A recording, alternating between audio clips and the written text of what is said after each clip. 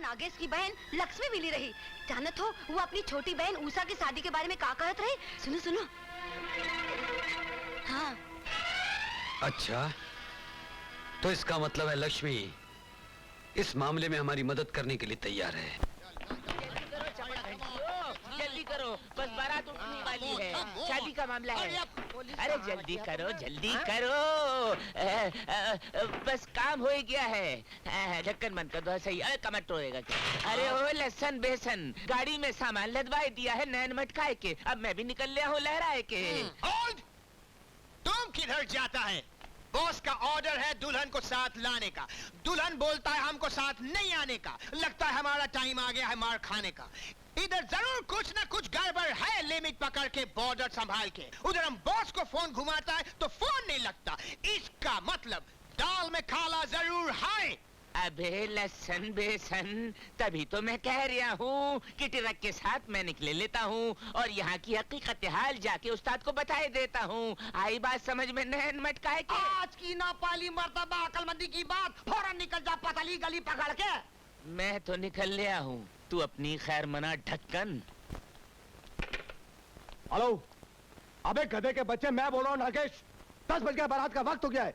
उषा और लक्ष्मी निकलेगी नहीं हरामजादे। सर, पहला तुम गाली बंद करो और गुस्सा को साइड में रखो। लिमिट पकड़ के बॉर्डर संभाल के हमारा बात सुनो। हम कितनी बार तुम्हारा सिस्टर को बोला जल्दी करो, टाइम हो गया, मगर वो बोलता है नहीं। क्यों? हमको नहीं मालूम। हम कितनी बार आपको फोन लगाया मगर साला लगता ही नहीं। इसलिए मजबूर होकर नैन मटकाऊ लड्डन को उस ट्रक में भेज दिया जिसमें दहेज का सामान आ रहा।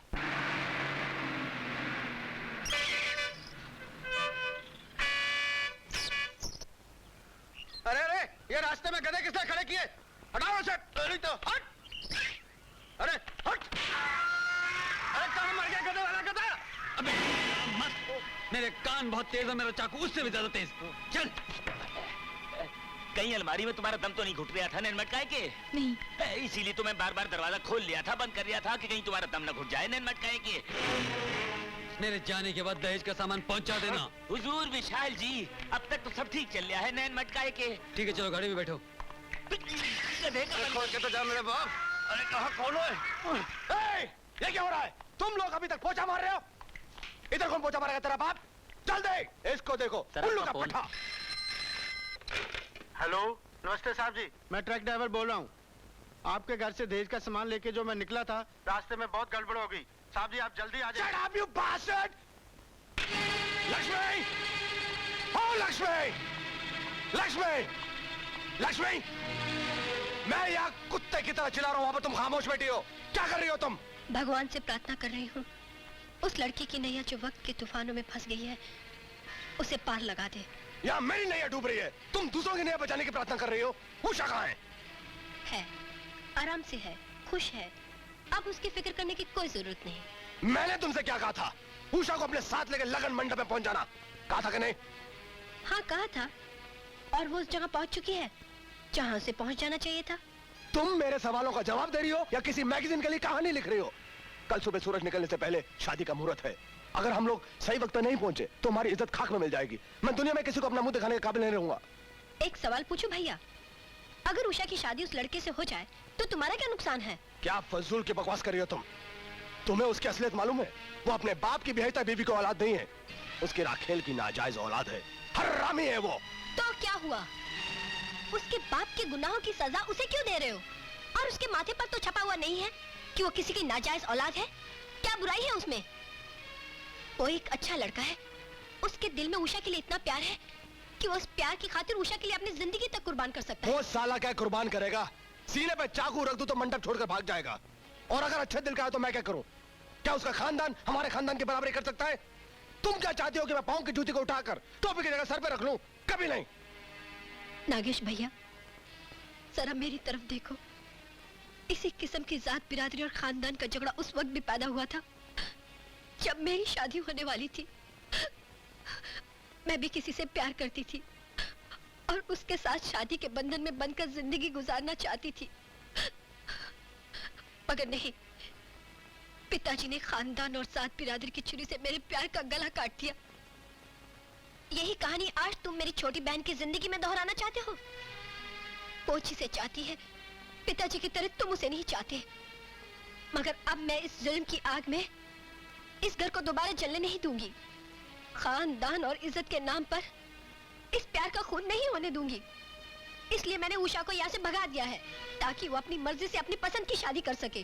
क्या तुमने जी करता मैं तुम्हारा खून कर दूं लक्ष्मी? हाँ, कर दो मेरा खून। अगर मेरा खून बहेगा तो अपने खून की जिंदगी संवारने के लिए ही बहेगा। तूने अभी तक मुझे पहचाना नहीं। जब तक मेरी जान में जान बाकी है, उषा की शादी उस हरामजादे के साथ कभी नहीं हो सकती। तो फिर मेरी भी जिद सुन लो भैया। जब तक मेरी जान में जान बाकी है, मैं तुमको इस घर से नहीं जाने दूंगी। अरे हट!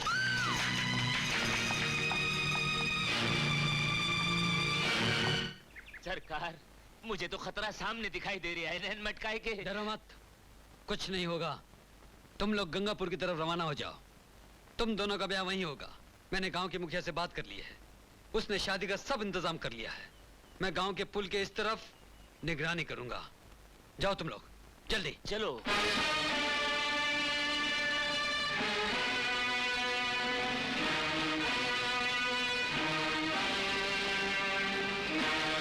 ये शादी किसी भी हालत में नहीं होनी चाहिए, और अगर ये शादी हो गई तो ये शादी नहीं, तुम सबकी मौत होगी।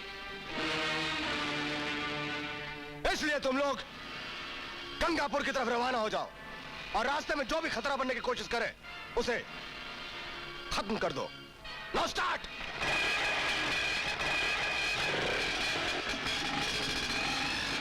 गो!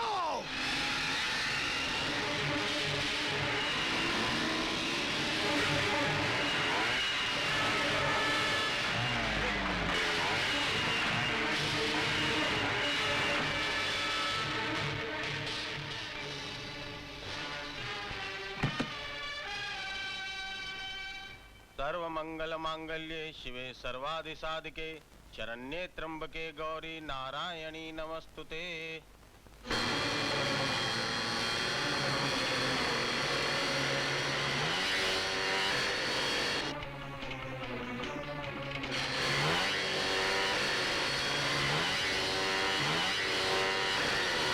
वासुतं शोक विनाशकारकं नमामि विघ्नेश्वर पाद पंकजम्।